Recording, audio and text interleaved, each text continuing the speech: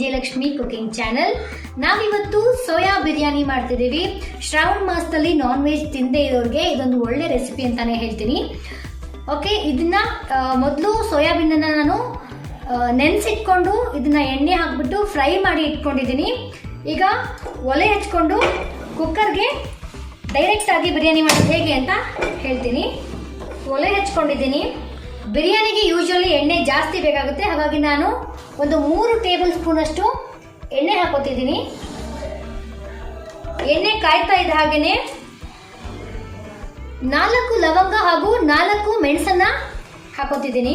ಇದಕ್ಕೆ 1/4 tea spoon ಅಷ್ಟು ಜೀರಿಗೆ ಮತ್ತೆ ಸಾಸಿವೆನ ಮಿಕ್ಸ್ ಮಾಡಿ ಇಟ್ಕೊಂಡಿದ್ದೀನಿ, ಇದನ್ನು ಕೂಡ ಹಾಕೋತಿದ್ದೀನಿ. ಒಂದು ಪಲಾವ್ ಎಲೆ ಹಾಕೋತಿದ್ದೀನಿ, ಜೊತೆಗೆ ಒಂದಷ್ಟು ಇಷ್ಟು ಸ್ವಲ್ಪ ಅಂದ್ರೆ ಅರ್ಧ ಇಂಚಷ್ಟು ಚಕ್ಕೆ ಹಾಕೋತಿದ್ದೀನಿ.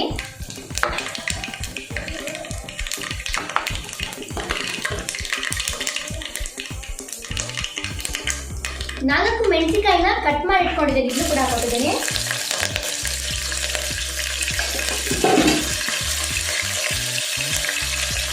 ಈಗ ಒಂದು ದೊಡ್ಡ ಈರುಳ್ಳಿನ ಹಾಕೋತೀನಿ. ನೋಡಿ, ಈರುಳ್ಳಿ ಟ್ರಾನ್ಸ್ಪರೆಂಟ್ ಆಗಿ ಸ್ವಲ್ಪ ಮೆತ್ತಗಾಗಿದೆ. ಈಗ ನಾನು ಇದಕ್ಕೆ ಪೊಟ್ಯಾಟೊ ಹಾಕೋತಿದ್ದೀನಿ. ಒಂದು ಪೊಟ್ಯಾಟೊ ತೊಗೊಂಡಿದ್ದೀನಿ ನಾನು. ಇದಕ್ಕೇನೆ ಈಗ ಒಂದು ಕ್ಯಾರೆಟ್ ಮತ್ತೆ ಸ್ವಲ್ಪ ಬೀನ್ಸ್ ಕೂಡ ಹಾಕೋತಿದ್ದೀನಿ. ಚೆನ್ನಾಗಿ ಎಣ್ಣೆಯಲ್ಲಿ ಬೇಯಬೇಕು ಇದು.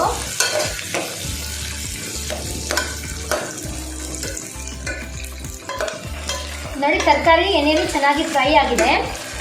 ಈಗ ನಾನು ಮನೆಯಲ್ಲೇ ಶುಂಠಿ ಬೆಳ್ಳುಳ್ಳಿ ಪೇಸ್ಟ್ನ ಫ್ರೆಶ್ ಆಗಿ ಈಗ ಮಾಡ್ಕೊಂಡಿದ್ದೀನಿ. 1.5 ಟೇಬಲ್ ಸ್ಪೂನ್ ಅಷ್ಟು ಹಾಕ್ತಿದ್ದೀನಿ. ಇದು ಹಸಿ ವಾಸನೆ ಹೋಗೋವರೆಗೂ ನೀಟಾಗಿ ಫ್ರೈ ಮಾಡ್ಕೊಳ್ಳೋಣ. ಈಗ ಇದಕ್ಕೆ ಡೈರೆಕ್ಟ್ ಆಗಿ ನಾನು ಫ್ರೈ ಮಾಡಿ ಇಟ್ಕೊಂಡಿರುವಂತಹ ಸೋಯಾಬೀನ್ನ ಹಾಕೋತಿದ್ದೀನಿ. ಚೆನ್ನಾಗಿ ಮಿಕ್ಸ್ ಮಾಡಿಕೊಂಡು ಈಗ ಇದಕ್ಕೆ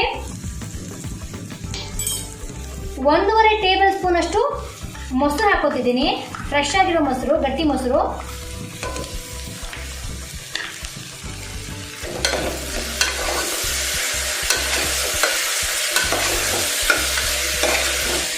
ಚೆನ್ನಾಗಿ ಮಿಕ್ಸ್ ಮಾಡಿಕೊಂಡು ಇದಕ್ಕೆ 1 ಟೇಬಲ್ ಸ್ಪೂನ್ ಅಷ್ಟು ಗರಂ ಮಸಾಲೆ ಕೂಡ ಹಾಕೋತಿದ್ದೀನಿ. 1 ಟೀ ಸ್ಪೂನ್ ಅಷ್ಟು ಖಾರದ ಪುಡಿ, ಅಚ್ಚ ಖಾರದ ಪುಡಿ ಕೂಡ ಹಾಕೋತಿದ್ದೀನಿ. ಒಂದು 2 ನಿಮಿಷ ಇದು ಎಣ್ಣೆಯಲ್ಲಿ ಚೆನ್ನಾಗಿ ಮಿಕ್ಸ್ ಆಗಲಿ, ಫ್ರೈ ಆಗಲಿ. ಸ್ವಲ್ಪ ರುಚಿಗೆ ತಕ್ಕಷ್ಟು ಉಪ್ಪನ್ನು ಕೂಡ ಹಾಕೊಂಡು ಚೆನ್ನಾಗಿ ಮಿಕ್ಸ್ ಮಾಡಿಕೊಂಡು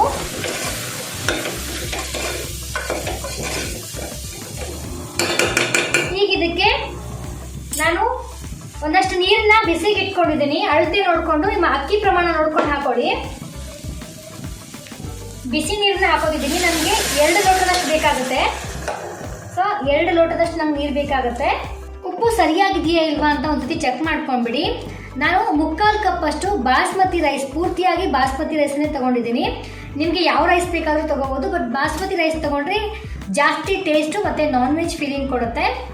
ನಾನು ಇದನ್ನು ಡೈರೆಕ್ಟಾಗಿ ತೊಳೆದಿಲ್ಲ, ಈ ಅಕ್ಕಿನ ಚೆನ್ನಾಗಿರೋ ಅಕ್ಕಿ ತೊಗೊಂಡಿದ್ದೀನಿ, ಹಾಗಾಗಿ ಡೈರೆಕ್ಟಾಗಿ ಹಾಕ್ತಿದ್ದೀನಿ. ಓಕೆ, ಉಪ್ಪಿನ ಪ್ರಮಾಣನ ಚೆಕ್ ಮಾಡ್ಕೊಂಡ್ಬಿಟ್ಟು ನೀವು ಕುಕ್ಕರ್ನ ಕ್ಲೋಸ್ ಮಾಡಿಕೊಂಡು 2 ವಿಸಿಲ್ ಮಾಡಿಸ್ಕೊಂಡ್ರೆ ಸಾಕಾಗುತ್ತೆ. ನಾನೀಗ ಕ್ಲೋಸ್ ಮಾಡ್ತಿದ್ದೀನಿ.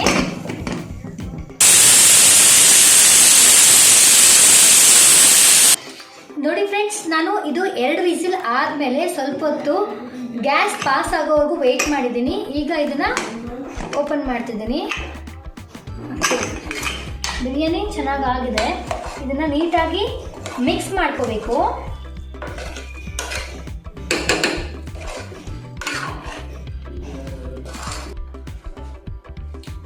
ನೋಡಿ ಫ್ರೆಂಡ್ಸ್, ಸೋಯಾ ಬಿರಿಯಾನಿ ರೆಡಿ ಆಗಿದೆ. ಇದಕ್ಕೆ ಡೆಕೋರೇಷನ್ಗೆ ಅಂತ ನಾನು ಕ್ಯಾರೆಟ್ನ ಸ್ಲೈಸ್ ಮಾಡಿ ಇಡ್ತಾ ಇದ್ದೀನಿ. ರುಚಿಯಾದ ಬಿಸಿ ಬಿಸಿಯಾದಂತಹ ಸೋಯಾ ಬಿರಿಯಾನಿ ರೆಡಿಯಾಗಿದೆ. ಈ ವಿಡಿಯೋ ನಿಮಗೆ ಇಷ್ಟ ಆದರೆ ದಯವಿಟ್ಟು ನಮ್ಮ ಚಾನಲ್ನ ಈ ಕೂಡಲೇ ಸಬ್ಸ್ಕ್ರೈಬ್ ಮಾಡಿ, ಪಕ್ಕದಲ್ಲಿರುವಂತಹ ಬೆಲ್ ಐಕಾನ್ ಅನ್ನು ಕ್ಲಿಕ್ ಮಾಡೋ ಮೂಲಕ ನಾನು ಮಾಡೋ ಎಲ್ಲ ವಿಡಿಯೋನ ಕ್ವಿಕ್ ಆಗಿ ಪಡೆಯಿರಿ. ಹಾಗೆ ವಿಡಿಯೋಸ್ಗೆ ಲೈಕ್ ಮಾಡೋದನ್ನ ಮರಿಬೇಡಿ, ವಿಡಿಯೋನ ಶೇರ್ ಮಾಡೋದನ್ನು ಕೂಡ ಮರಿಬೇಡಿ. Thank you.